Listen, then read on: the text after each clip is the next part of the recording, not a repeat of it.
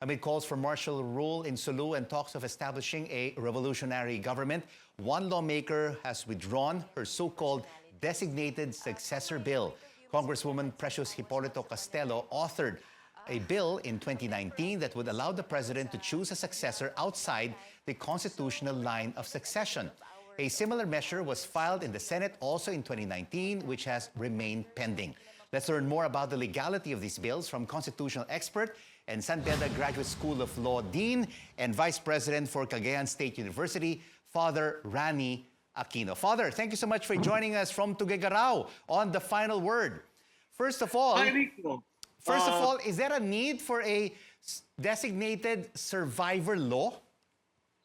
Well, if you have been watching Netflix too much on the designated survivor, yes, you can imagine such a situation.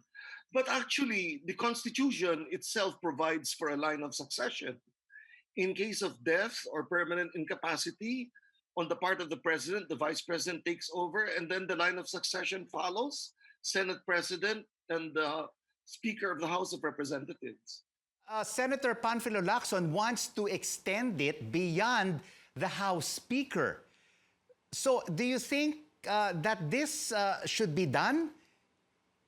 Well, there is a provision actually in the Constitution, which is Section 8 of Article 7, that allows Congress to provide for successors after the House Speaker. And we had this under the 1935 Constitution, patterned after American law.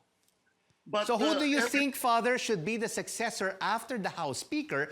Because this hasn't been discussed since the 1987 Constitution. It's only now, after 33 years, that it has been resurrected. Well, in the first place, one reason, Rico, why it was not talked about was that there is a provision actually in the Constitution, Section 10, that says that within 3 days after vacancy of the office of the president and the vice president, Congress convenes and sets elections for the office of president and vice president. But the need for that bill proposed by Lacson is that there can be no hiatus in the presidency, which is why we do need such a bill. But it is really inconceivable for me, again, except if you watch TV too much, that president, vice president, Senate president, and House Speaker die all at the same time. Is this a priority under these circumstances, Father Aquino? No, there are other things more important to talk about. And as you correctly said, if it was not taken up before, why take it up now? That there are so many urgent things to talk about. And there's such a big difference, I believe, between the Senate version and the House version, because there's an impression in the House version of Congresswoman Hipolito-Castelo that she supports scrapping the constitutional line of succession to the presidency. So this is unconstitutional? Yes, of course. And in fact, whoever is the legislator who proposed that can be charged in court, because that would in fact be offending her oath. She swore an oath to uphold and defend the Constitution, and the line of succession is provided for by the Constitution. In effect, she's saying disregard the Constitution, which is illegal and unconstitutional. So what do you think, Father Aquino, should be moving forward here? Do you think that the House can come up with a counter bill to the one that is being presented by Senator Panfilo Lacson of a designated survivor bill? The Lacson bill is correct in the sense that, yes, the Constitution allows it. But if the question is asked, should that be what takes up congressional time now, at a time that we have so many things that need to be resolved? My own view is that there are other things more important. And the long and short of it is, the Constitution has a provided line of succession. Follow the Constitution. But how significant is this, Father Aquino, that last week there was talk of a revolutionary government, and now this designated survivor bill?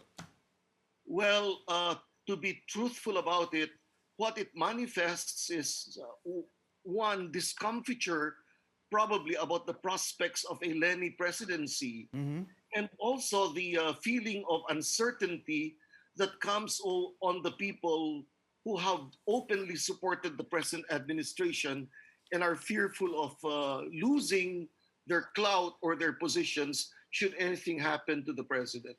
But setting aside that angle of a Leni Robredo presidency, could it also be the terrorist attacks that have happened in Sulu, or maybe potential future destabilizing efforts?